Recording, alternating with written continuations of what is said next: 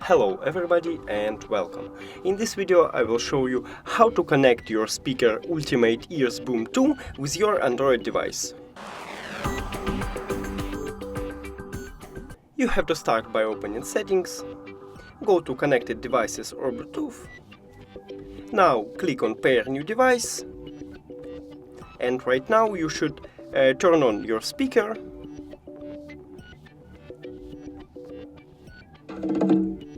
Then you should press and hold Bluetooth button until you can hear a sound and the LED start flashing white.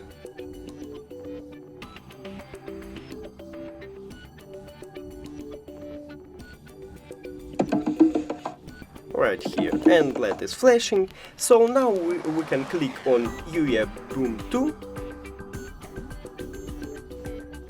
and click on Pair. And that's it.